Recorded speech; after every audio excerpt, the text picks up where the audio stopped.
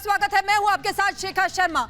और यूपी में विधानसभा चुनाव बेहद नजदीक है। ऐसे में सियासी पारा जो है वो बढ़ता जा रहा है, बयानबाजी भी तेज हो गई है। अभी हाल ही में समाजवादी पार्टी के अध्यक्ष अखिलेश यादव, उनके एक बयान से बवाल मच गया है।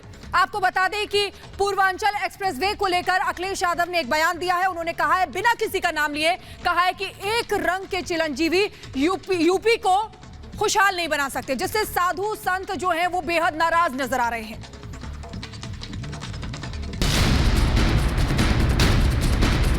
ये चिरंजीवी कभी उत्तर प्रदेश को खुशहाली के रास्ते पे नहीं ले जा सकते।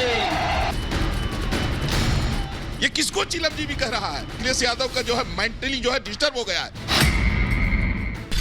वोट की लड़ाई चिरंजीवी तक आई।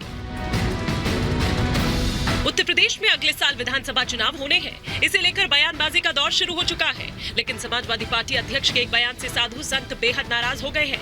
अखिलेश की एक टिप्पणी के बाद संत समाज ने उनसे माफी मांगने को कहा है। जिस प्रकार अखिलेश यादव जी ने कल सनातन हिंदू धर्म भगवाधारी सन्यासियों के ऊपर प्रहार किया, यह उनकी कुत्सित मानसिकता को दर्शाता है। अगर हिंदू धर्म को, सनातन परंपरा को आपने निशाना बनाने की कोशिश की, तो अखिल भारतीय संत समिति के हजारों हजार संत उत्तर प्रदेश में जमीन पर उतर करके आपको मुंहतोड़ जवाब देने के लिए तैयार बैठे हैं। अखिलेश यादव ने बुधवार को गाजीपुर से विजय रथ यात्रा के चौथे चरण की शुरुआत की थी। रथ लेकर पूर्वांचल एक्सप्रेसवे पर चढ़ते ही अखिलेश ने बिना किसी का नाम लिए कहा था कि एक रंग वाले चिरंजीवी कभी यूपी को खुशहाली के रास्ते पर नहीं ले जा सकते। अखिलेश ने क्या कहा था, ये जरा आपको सुनवाते हैं। ये एक रंग वाले लोग, ये एक रंग के लोग, ये चिरंजीवी कभी उत्तर प्रदेश को खुशहाली के रास्ते पे नहीं ले जा सकते। अखिलेश ने किसी का नाम नहीं लिया, लेकिन उनके बयान ने संत समाज को बुरी तरह से आहत कर दिया। दरअसल में वो जो एक रंग कह रहे हैं, ये वो भगवा उसका इतना पाप है कि भगवा कहते कहते वो जल के भस्म हो जाता। लेकिन वो जो एक रंग कह के पता नहीं किसको टारगेट करना चाह रहा है। और ये जितने समाजवादी हैं, कोई समाजवादी नहीं, समाजवाद के नाम पर ये सिर्फ हिंसा फैलाना, जो इनका बयान है चिलमखोर, ये अक्षम्य है। संत समाज ने अखिलेश की टिप्पणी पर कड़ी आपत्ति जताई है, उनसे माफी मांगने को कहा है कि आज इस तरह का बयान दे करके, और उन्होंने चूंकि इस तरह से जैसे खिसियानी बिल्ली मुंह नोचने वाली स्थिति है। इसके पहले आपने सुना होगा कि उन्होंने अपना आदर सम्मान लिया था जिन्ना जी को। आज उन्होंने ये स्थिति कर दिया कि भगवाधारियों से भी उनको भयभीत हो गया, और भयभीत होकर के सारी समस्या का कारण है। उनको ये पता हो गया है कि 2022 का जो चुनाव होगा आगामी, ये वो मेरे लिए दुर्भाग्य होगा। इसके कारण आज उनकी यही स्थिति हो रही है। अखिलेश यादव अपने बयानों को लेकर एक बार फिर से विरोध झेल रहे हैं। कुछ दिन पहले ही वो जिन्ना पर दिए गए एक बयान पर सवालों से घिर गए थे। अब चिरंजीवी शब्द के प्रयोग से संत समाज में रोष पैदा हो गया है। Bureau report, Republic Bharat. और इसी बीच कांग्रेसी नेताओं का हिंदुत्व को लेकर आपत्तिजनक टिप्पणियां खत्म नहीं हो रही है। पहले सलमान खुर्शीद ने हिंदुत्व की तुलना आईएसआईएस और बोको हरम से की थी। राहुल गांधी ने भी हिंदुत्व को लेकर बयान जारी किया था। और अब एक बार फिर से कांग्रेस नेता शशि थरूर ने हिंदुत्व की तुलना ब्रिटिश फुटबॉल की टीम के उन फैंस से की है जो अपनी टीम को लेकर हर जगह हुड़दंग मचाते फिरते हैं। It's like the team identity of the British football hooligan, saying this is my team and if you support another team I'll hit you. Hindu बनाम हिंदुत्व के अंतर को ढूंढने में लगी है कांग्रेस। ब्रेक के बाद एक कांग्रेसी नेता इस पर बयानबाजी करते जा रहे हैं। अब हिंदुत्व का ताजा ज्ञान दिया है शशि थरूर ने। थरूर ने हिंदुत्व की तुलना ब्रिटिश फुटबॉल टीम के हुड़दंगी फैन से कर दी है। हिंदुत्व पर थरूर के बिगड़े बोल। हिंदुत्व की तुलना हुड़दंगी समर्थकों से। बुधवार को अपनी किताब की लॉन्चिंग के मौके पर कांग्रेस सांसद शशि थरूर ने हिंदुत्व विचारधारा की तुलना ब्रिटिश फुटबॉल टीम के हुड़दंगी समर्थकों से कर दी। थरूर ने टिप्पणी की, यह ब्रिटिश फुटबॉल टीम के समर्थकों का मानना है कि अगर हमारी टीम के अलावा किसी दूसरी टीम का समर्थन करेंगे तो हम आप पर वार करेंगे। अक्सर ब्रिटिश फुटबॉल फैंस मैच के बाद हिंसा मारपीट करते देखे जाते हैं और इनसे तुलना कर रहे हैं Shashi Tharoor. It's very different from Hindutva, which is a political ideology that actually believes in certitudes, that it's like the team identity of the British football hooligan, saying this is my team and if you support another team I'll hit you on the head. That to my mind is not Hindu dharma. That is frankly nothing to do with Hinduism as I understand it. वैसे कांग्रेसी नेता पिछले कुछ दिनों से लगातार हिंदुत्व पर विवादास्पद टिप्पणी कर रहे हैं।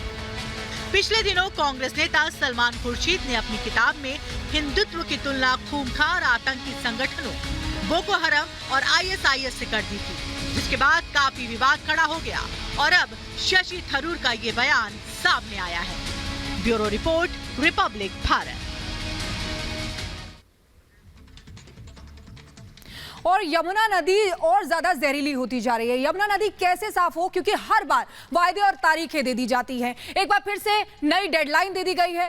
दिल्ली के मुख्यमंत्री अरविंद केजरीवाल अपने 6 सूत्रीय कार्यक्रम के साथ आए हैं और कह रहे हैं कि 2025 के चुनावों से पहले यमुना नदी इतनी साफ हो जाएगी कि कोई भी उसमें डुबकी लगा सकेगा, यानी कि एक और नई तारीख। सवाल यह है कि क्यों चुनावों को देखकर ये तारीखें दी जाती हैं।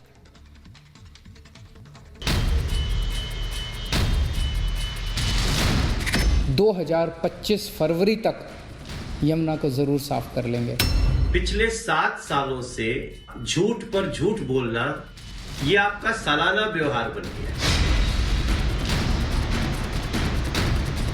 ये कोई पहाड़ी नदी नहीं है, ये दिल्ली की लाइफलाइन कही जाने वाली यमुना नदी है। ये पानी के ऊपर बर्फ नहीं बह रही, बल्कि ये वो जहरीला झाग है जिसके चलते यमुना इतनी प्रदूषित हो गई है कि पीना तो दूर, इसके पानी में डुबकी लगा लो तो बीमारी होने का खतरा है।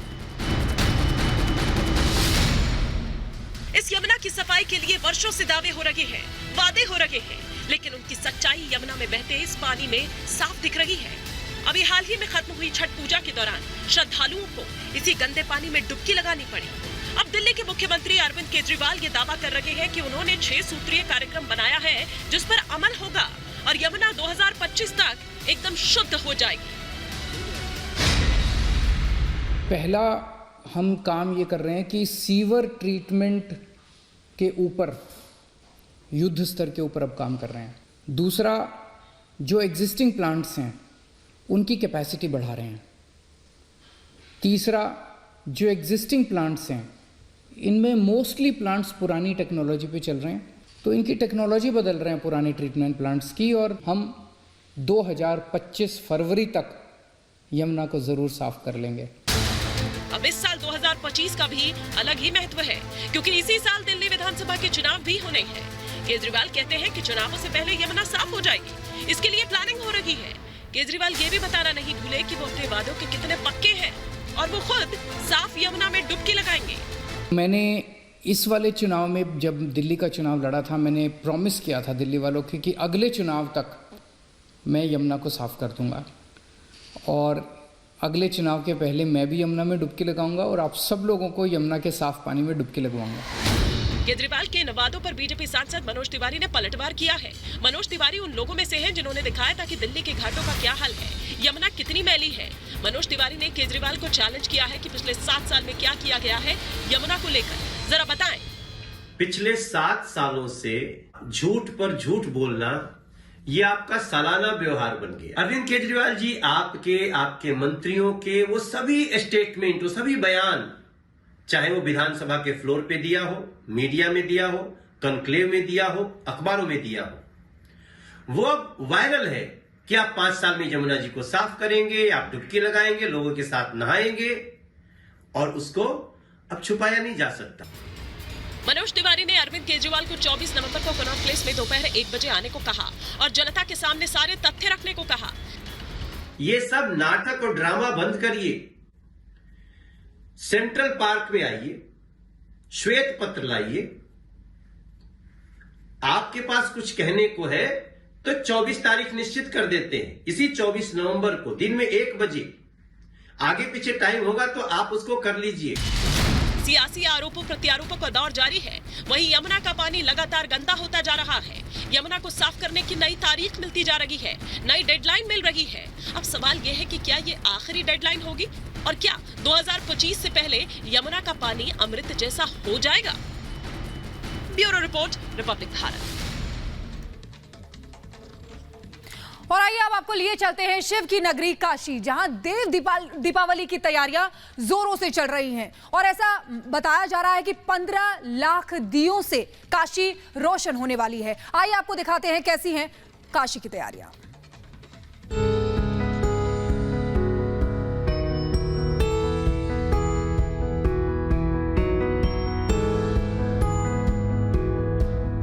सज चुके हैं काशी के घाट,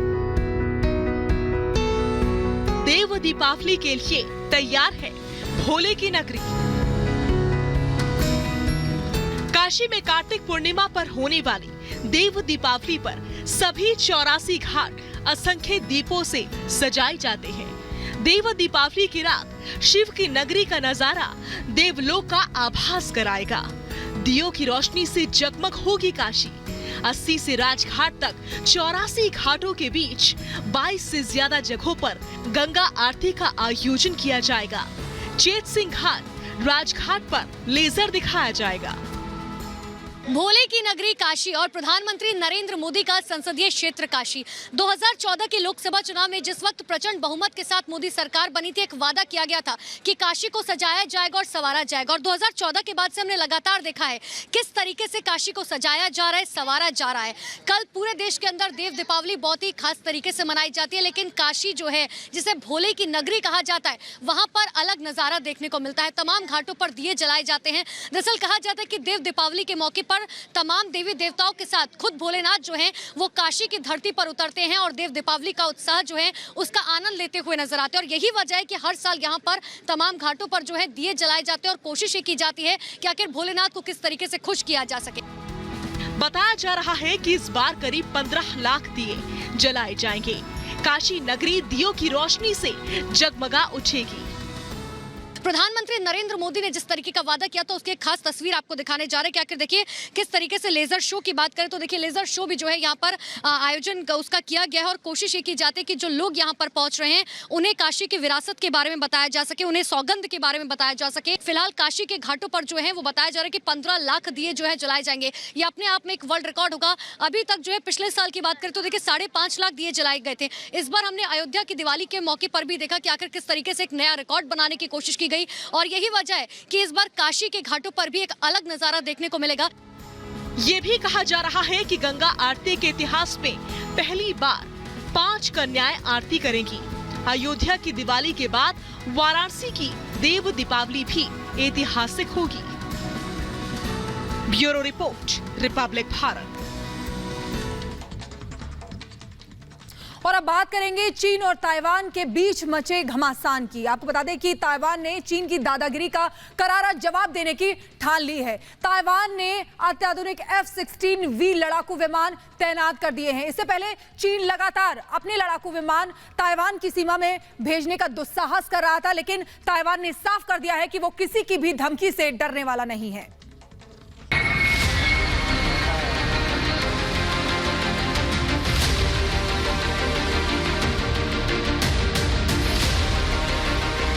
चीन की दादागिरी के सामने ताइवान डटकर खड़ा हो गया है। चीन लगातार कहता आ रहा है कि वो ताइवान पर कब्जा करके रहेगा। चीन लगातार अपने लड़ाकू विमान ताइवान के रक्षक क्षेत्र में भेज रहा है। वहीं ताइवान कहता आ रहा है कि वो चीन की किसी भी धमकी से दबने वाला नहीं और वो चीन की हर हरकत का करारा जवाब देगा। चीन को ताइवान की चुनौती। ताइवान ने तैनात किए F-16V विमान। ताइवान की सीमा के पास चीन लगातार फाइटर जेट भेज रहा है। अब ताइवान ने अपनी वायुसेना की ताकत और बढ़ा दी है। ताइवान ने अपनी वायुसेना में F-16 लड़ाकू विमान के सबसे एडवांस वर्जन तैनात कर दिए हैं। ताइवान की राष्ट्रपति त्साई इंग-वेन ने गुरुवार को चियाली में वायुसेना अड्डे पर 64 उन्नत F-16V लड़ाकू विमानों को बेड़े में शामिल किया। ये विमान अमेरिका के सहयोग से तैनात किए गए हैं। ये ऐसे समय में वायुसेना में शामिल किए गए हैं जब ताइवान के मुद्दे पर अमेरिका चीन संबंधों में तनाव बढ़ता जा रहा है। ताइवान को धमकाता चीन। ताइवान और चीन के बीच तकरार तो 1949 से ही जारी है, लेकिन पिछले 2 महीने में हालात बहुत ज्यादा खराब हो गए हैं। माना जा रहा है कि दोनों देशों के बीच इतने बुरे हालात पिछले 40 साल में नहीं थे। 1949 में गृह युद्ध के दौरान चीन और ताइवान अलग हो गए। ताइवान अपने आप को आजाद देश कहता है, जबकि चीन इसे अपना हिस्सा कहता है। इसे लेकर दोनों में तनाव इतना बढ़ चुका है कि युद्ध की आशंका जताई जाने लगी है। युद्ध की आशंका इसलिए भी जताई जा रही है क्योंकि चीन लगातार अपने लड़ाकू विमान ताइवान की ओर भेज रहा है। हाल ही में चीनी सोशल मीडिया में तस्वीरें वायरल हुई थीं, जिनके बारे में कहा गया कि चीन ताइवान के पास वाले हिस्सों में घातक टैंकों की तैनाती कर रहा है। कुछ दिन पहले चीन ने ताइवान के सामने अपनी भूमि पर सैन्य अभ्यास भी किया था। ताइवान पर चीन की नजर। अमेरिका से चीन की तनातनी। चीन ने देश की कम्युनिस्ट पार्टी की 100वीं वर्षगांठ के मौके पर ताइवान को एक बार फिर चीनी शासन के अधीन लाने की बात कही थी।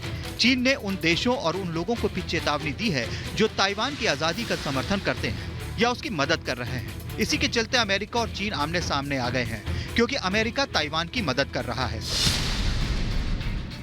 अमेरिकी नौसेना के जहाज ताइवान के आसपास देखे जा रहे हैं। हाल ही में जिनपिंग बाइडेन के बीच वर्चुअल वार्ता हुई थी, जिसमें जिनपिंग ने साफ कहा था कि चीन को नियंत्रित करने के लिए ताइवान का इस्तेमाल करना आग से खेलने जैसा है। ताइवान ने अपने राष्ट्रीय दिवस पर अपनी सेना की शक्ति दिखाई थी। अब ताइवान ने अमेरिका की मदद से F-16 फाइटर को और घातक बनाकर तैनात कर दिया है। ये चीन को ताइवान का इशारा माना जा रहा है कि अगर उसके विमान ताइवान के रक्षक क्षेत्र में घुसेंगे तो उनका अंजाम अच्छा नहीं होगा। Bureau report, Republic Bharat.